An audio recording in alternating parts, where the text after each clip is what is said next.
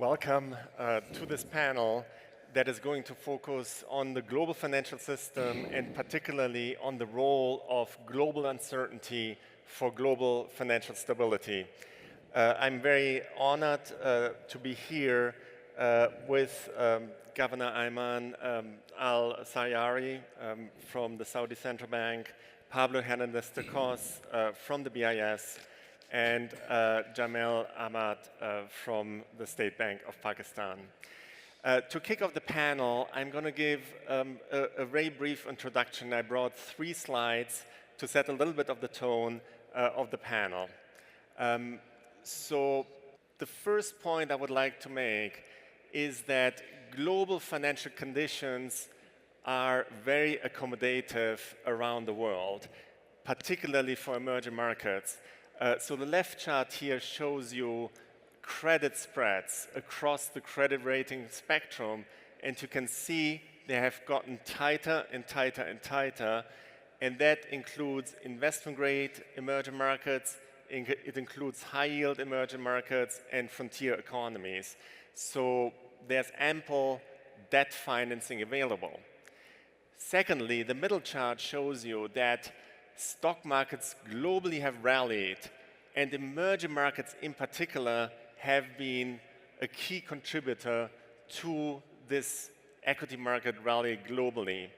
What is particularly noteworthy is that profit expectations in emerging markets have continued to outperform expectations.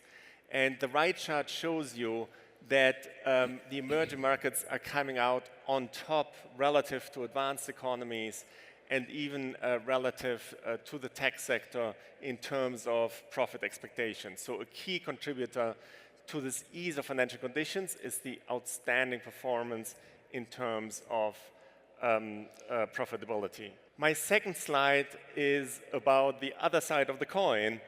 With easy financial conditions also comes the risk of growing vulnerabilities.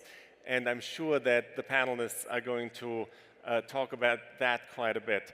I want to focus on 3 points. The first one is that equity market capitalization relative to the global GDP continues to grow enormously, and there are booms and busts that are recurring. So there's quite a bit of concern among market participants whether the stretched level of valuations in equity markets and in bond markets may come to an abrupt end at some point. Secondly, we see a lot of flows into emerging markets, and for some countries, those could seed instability down the road. Finally, as was mentioned already this morning, there's a nexus between financial stability and fiscal vulnerability. And what is different today to many decades earlier is that the major advanced economies have a notable level of debt to GDP. So the backdrop of global fiscal financial vulnerability is arguably larger than it used to be historically. So the punchline is today, financial market volatility is very compressed. This is measured here by equity implied volatility, the VIX index, which is an index of global risk appetite. You see ample global risk appetite. And that is at odds with a level of global policy uncertainty that remains very elevated. So how is this tension going to resolve? I think the evidence to date is that the ease of financial conditions has fueled economic growth, but there's the vulnerability that we could see a sharp tightening of financial conditions going forward, as we have observed a couple of times in the past year. So with that, let me stop and turn to the panelists, and I'm going to start with Pablo about the global financial system. So how would you characterize today the structural changes in the global financial system? Market structure is changing, the levels of leverage of different players globally is changing, and the notion of financial intermediation is changing. How could that propagate stress in new ways across countries? Thank you very much, Tobias, and thank you, Minister. Thank you, Kristalina. It's a pleasure to be here in this wonderful country and wonderful place. I will try to focus on one of the aspects that you've stressed, Tobias, which is also related to two structural changes that we have seen in the financial markets after the global financial crisis, which are mainly, yes, debt has increased, but the increase in debt has mainly focused in the public sector. So the weight of public debt over total debt today is much higher than it was before the global financial crisis. And then the second is something that was also stressed by Governor Bailey this morning, is the increasing presence of non-bank financial intermediation. And the interesting thing is that these two factors are interrelated. I will claim that there are some positive elements derived from this, from the financial stability perspective, but at the same time there are also some risks. Of course, they are related because non-bank financial intermediation is now playing a larger role in the intermediation of public debt. And maybe it's interesting here to distinguish two main players. On the one hand, what I would call real money players, which are pension funds, insurers, that we know, of course, now they have significant holdings of public debt. The good thing is this is mainly long-term debt, and also that the degree of leverage is low. Second, of course, we have other players which are mainly hedge funds, which are highly leveraged. Okay? In any case, both and the interaction between these two segments could increase financial stability risks. On the one hand, if you focus on the real money players, it is true that they are long run and also non-leverage, but at the same time, we also know that they are mainly players of the international dimension, and this basically means that they need to hedge, and they hedge precisely in the FX swap market. And this is FX swap market. We know how significantly it has increased its volume during the last, since the global financial crisis again. In the case of the hedge funds, well, we know what the presence in this public debt management. They are in a market on which the margins are very, very low. So in order to make profits, they need high volumes. And of course, these high volumes come from also high leverage, in particular in the repo market.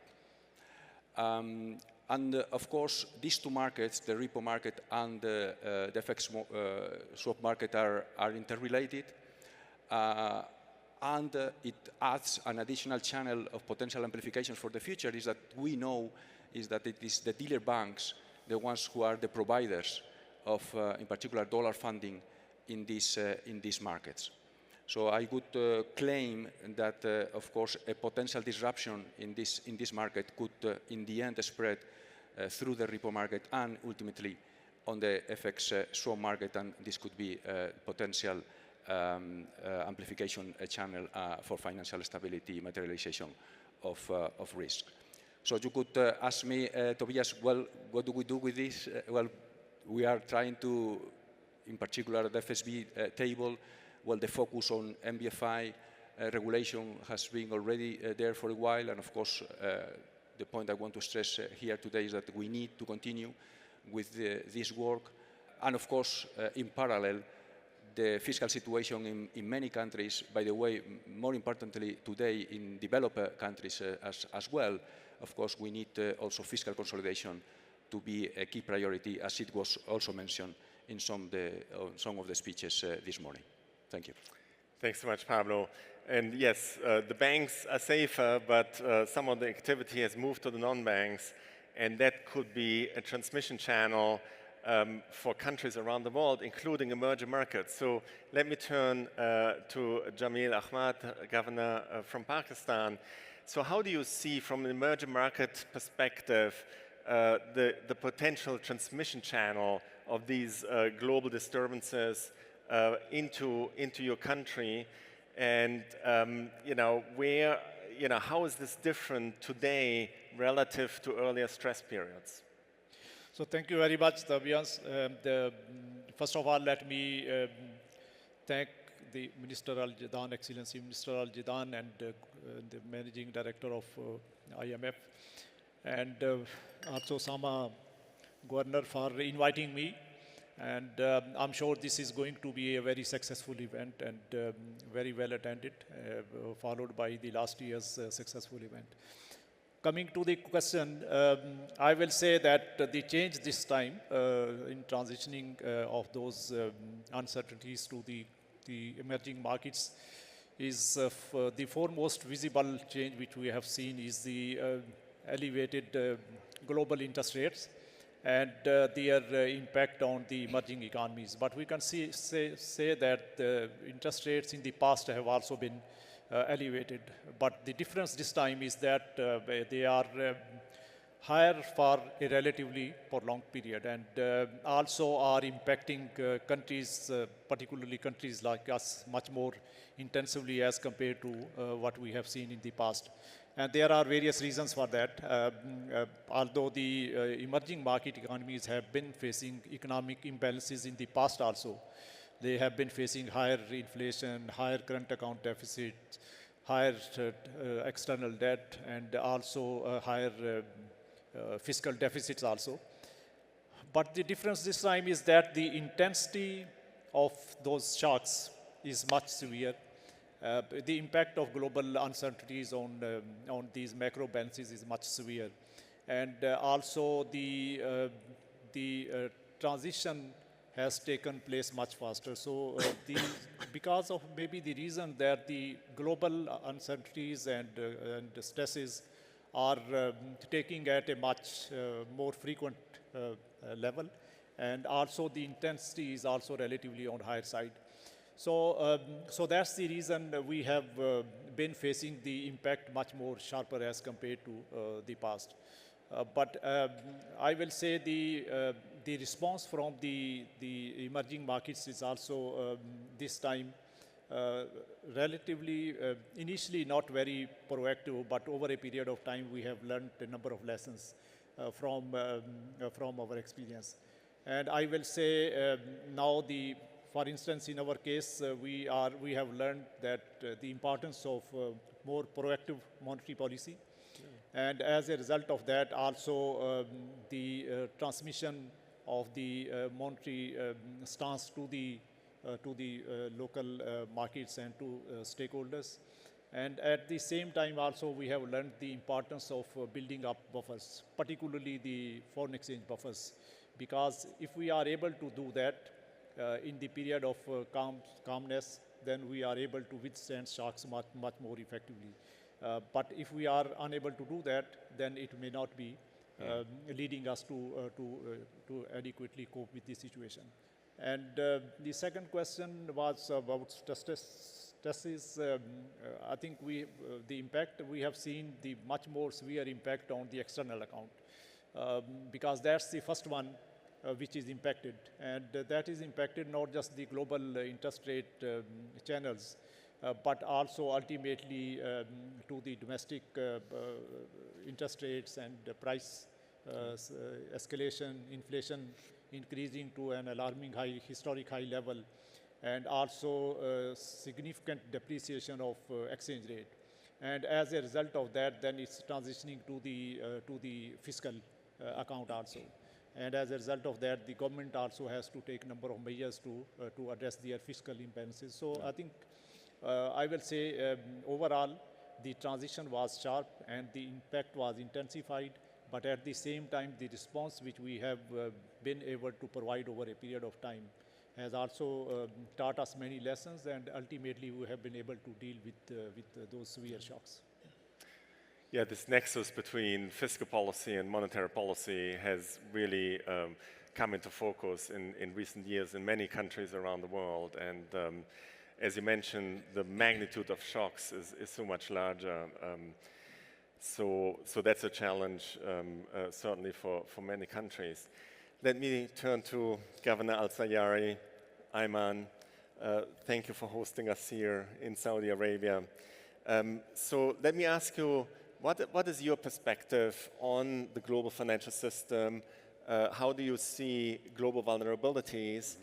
And from the perspective of resilient emerging markets that have ample buffers, how do you see this changing environment impacting your policy frameworks?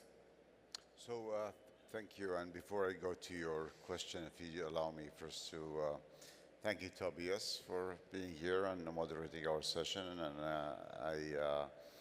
I'm also honored to be on this panel with distinguished speakers, Pablo Hernandez of the BIS and Jamil Ahmed of the State Bank of Pakistan. Both are good friends and we have interacted with personally for many, many years. And of course, I will echo His Excellency Jadan welcoming everyone to this lovely city of AlUla and the Kingdom of Saudi Arabia.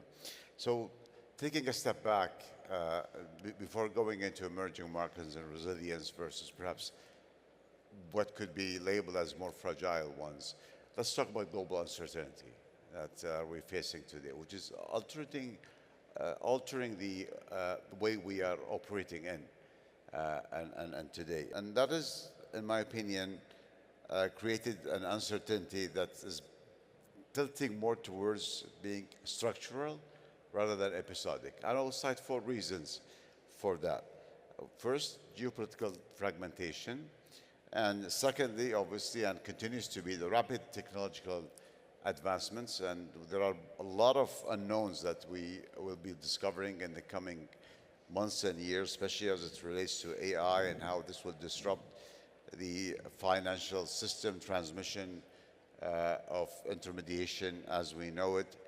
And third, which is perhaps more pronounced, I mean, also to advance, but also to emerging on commodity prices for both exporting as well as importing economies. And lastly, the one that Pablo also mentioned on the growth of non-bank financial intermediation, MBF, or what's known as MBFIs. And here, I will cite a few points to that matter.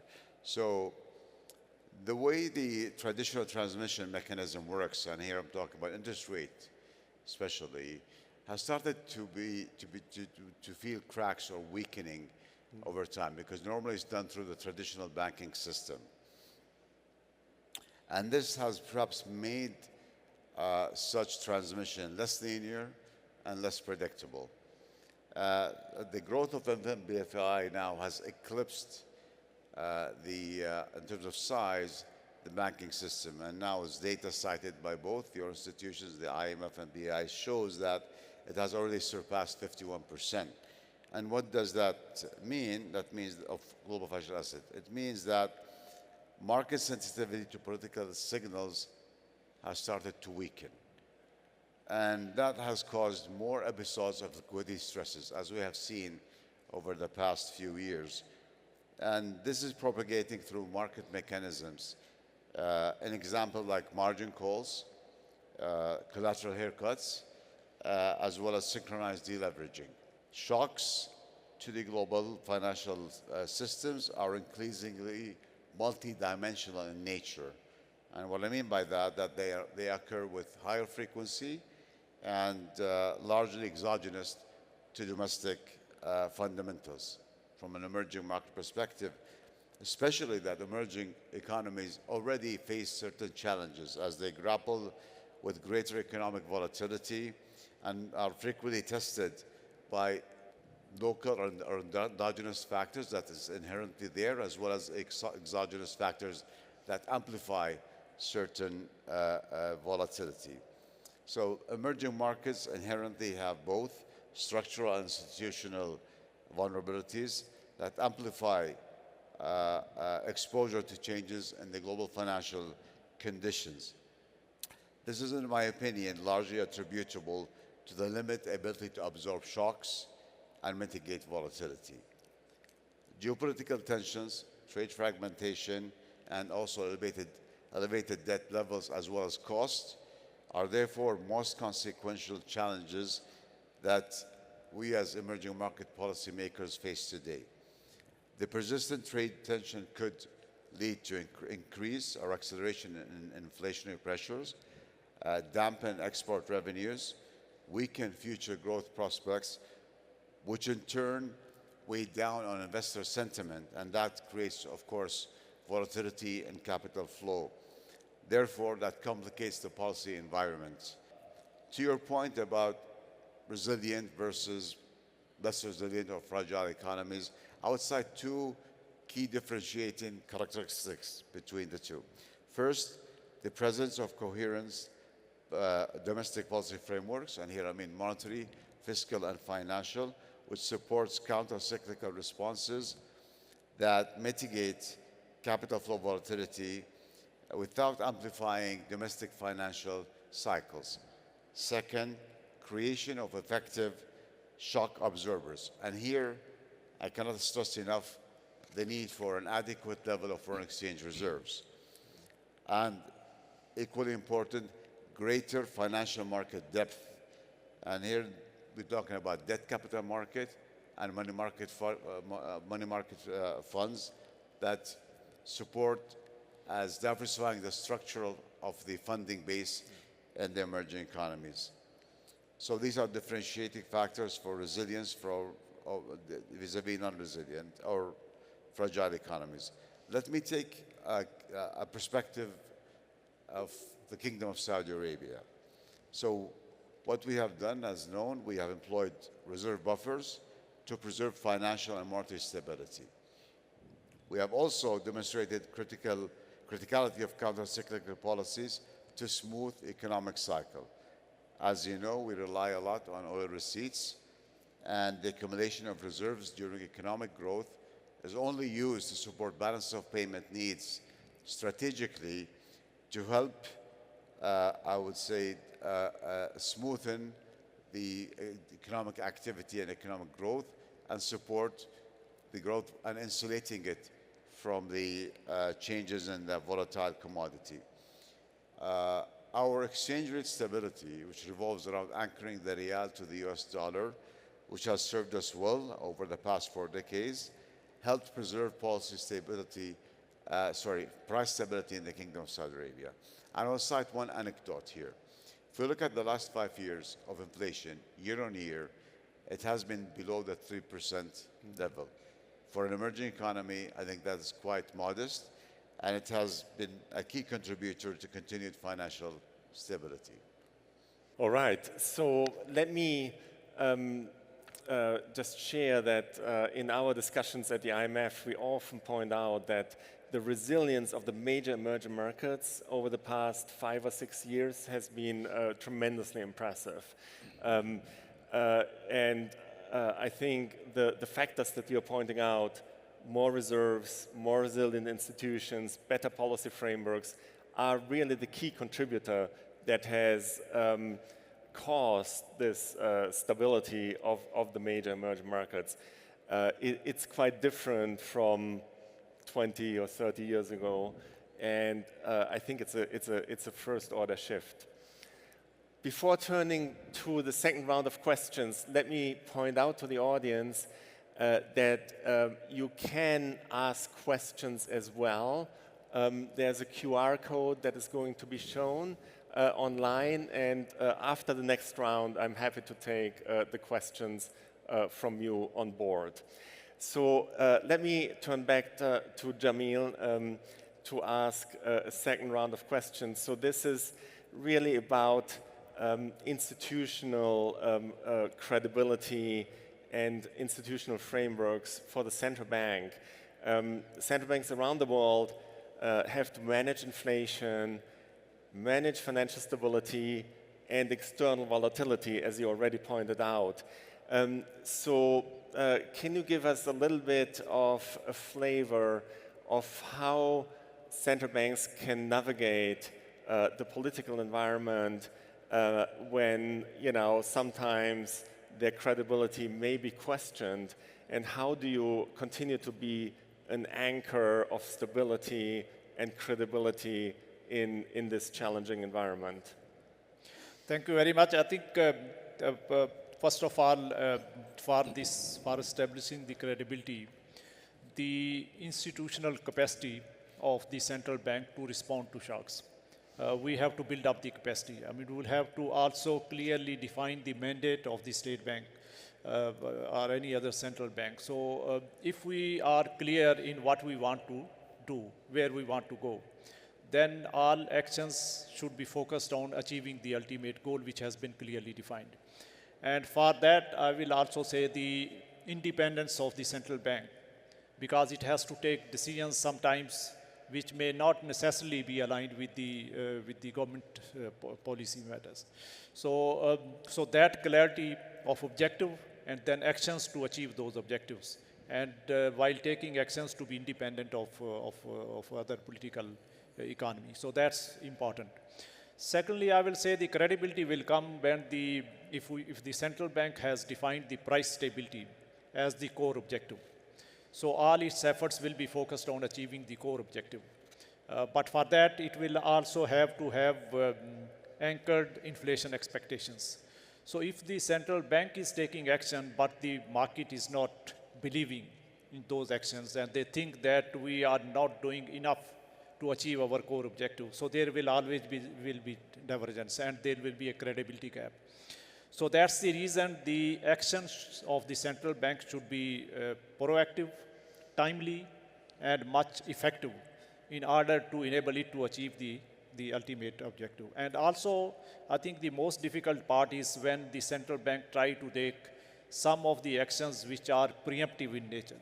Although, for instance, in our case, the recently for few months, the inflation is much on lower side, well within the central bank range. In fact, for many months below the central bank target of 5 to 7%.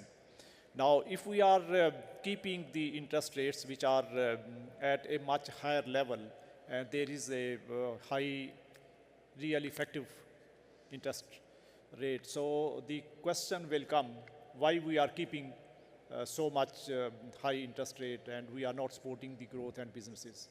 But many stakeholders will not know that what is going to come, because there are many anticipated global developments and also local developments which may impact inflation, and ultimately this high real interest rate, which looks to be high now, may not be there down the line, some months down the line. So that's the reason for the central bank, it is quite difficult sometimes to convince the stakeholders, particularly the economic agents, to buy in the idea that we are keeping interest rate high because of the reason that something is going to come, and ultimately we will have to deal with that situation. And if the central bank is able to communicate effectively and is able to get the economic agents on board in the stance of the monetary policy, then I think the credibility will not be disturbed. Yeah. But if we are unable to do that, then there will be a credibility gap, and that's the reason, and this is what we have seen 2 to 3 years back for a prolonged period of time, almost one and a half year. At that time, the market was not believing what we were seeing. And I clearly recall one instance when in one of the speech I said that our inflation will come down within 5 to 7% range. And at that time, the actual inflation was in 30+%. It went high, historic high at 38%. And we were talking about 5 to 7% range. So obviously, there was a huge gap. And when I said in one of the speeches, it will be 5 to 7%, so some of the large private bank CEOs said in a private meeting that as if I have missed one. I wanted to talk 15 to 17%, but I said 5 to 7%. This is what I said. Even well-informed professional people were not believing that we will be able to achieve 5 to 7%. And now, 1.5 years down the road, for the last 1 year, we are within the range of 5 to 7%. Similarly, our reserves, which went down to less than $3 billion, and our current account deficit, which went high in 2022 to 4.7% of GDP, gradually came down, and last year we were in surplus 0.5% of GDP. And this year also so far is very well contained. And our reserves has increased 5 times from less than $3 billion to more than $16 billion. So I think this is the actual real implementation of the policies. What we said have actually implemented, and as a result of that, the credibility is restored, and the market now, and look at the any analyst which is forecasting, I mean, look at the Reuters, Bloomberg, any other good reporting media agency, and look at the professional analysts. All of them are saying inflation will stay for this year within 5 to 7%, for next year within 5 to 7%. So this is the credibility, that what we are saying, market is believing in that. So if this is not there, then there will always be divergence and will not be able to effectively implement the monetary policy stance. So that's what. I think that's a great illustration of what it means to gain credibility, and also an illustration of how tough it is to be a central banker, because you need to take decisions that may not be popular in the current moment, but ultimately are beneficial to the economy in the long run. So that's a great illustration. So Pablo, let me also turn to regulatory frameworks as well as the central banking frameworks. Credibility, as we just heard, is foundational. The clarity of mandates is absolutely foundational, and of course, consistency of regulatory approaches. So how do you see sort of like the role of this institutional strength in terms of building market confidence, containing systemic risk, but then also having broader traction with other policymakers and with the general public? In the case of financial stability, I think we should start by stressing something that was also stressed by Governor Bailey this morning, is that yes, financial stability is a public good, and therefore we need good institutions to deliver at the domestic level. But, and here is the nuance, an important nuance, is that it's a global public good. The degree of interrelations in the financial market are so significant that we know that the domestic policies that are not fully coordinated are not going to work, are not going to deliver in the objective of financial stability. And this is why having, as a first element of confidence, global standards is absolutely critical. And again, I fully agree with Governor Bailey that there are no second best here. So we have to start building the house with these global standards, definition of the global standards, which of course also requires global surveillance of the different risk and adoption of standards that mitigate the risk that we are able to identify, and then of course critically implementing those standards once they have been set. So that's the first element I want to stress. Then when you move to the national frameworks on financial stability, yes, we've been emphasizing, for very good reasons, on the monetary policy front, how important is to have an independent central bank with a clear mandate, and of course with full accountability. I think the arguments that we've been using for many years already in order to justify such a framework, I think are fully applicable also to the financial stability domain. So the supervisors, the macroprudential authorities at the national level also require, again for the same reasons, to be independent and to have clear mandates. Very important to have adequate resourcing, of course, in order to deliver. And it is the combination of these two elements that is absolutely critical. And also to have this international dimension with the international standards that provides the markets and of course our citizens with confidence that there is an adequate framework in order to guarantee financial stability, but then at the national level also that there are institutions that take care of the supervision of the financial sector and that therefore are able to implement on a day-to-day basis. So this emphasis on strong institutions for supervision of the financial sector at the national level, I think is also absolutely critical, of course, together with these multilateral agreements on the global standards that are needed on this domain. Yeah, let me just add here, I have the great pleasure of working closely with Pablo and Ayman in the Financial Stability Board that is really the umbrella for the standard setting bodies to get to this regulatory consistency. So Ayman, let me turn to you and continue with this theme of global cooperation. We have heard many comments this morning underlining that the geopolitical fragmentation is making international cooperation more important, and of course Saudi Arabia plays a key role in that. So how do you see how international cooperation is evolving in terms of financial stability, in terms of central banking? And perhaps if you could also give us a perspective on the role of the dollar and sort of like the international monetary system. How do you see that evolve, and how is that sort of like interrelated with this theme of international coordination? Sure. So I think Pablo has pretty much covered in great deal the financial stability and importance of it, and obviously this is a shared goal among developed and emerging economies alike, and that requires, of course, strengthening the international cooperation to help take us in a. I would say we will always face new emerging areas of vulnerabilities, but how to be proactive and how to deal with them is quite important. So these points cannot be overstated. But let me also acknowledge and give credit when credit is due that remarkable progress has already been made by policymakers across the globe. And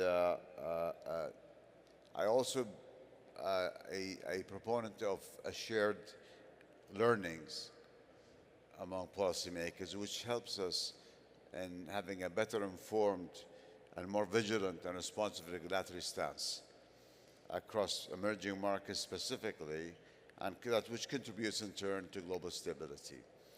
The policy toolkit has continued to evolve. I mean, we don't have to go back to the GFC and what happened afterwards, and the pandemic, and then what has changed. And even recently, you mentioned trade fragmentation, supply chain disruption. There's a lot on our plate that we need to focus on and work in the coming months and years, and we need to adapt to this, notwithstanding other risk factors like rapid technological changes. So to the point about de-dollarization, I would coin it differently in a way.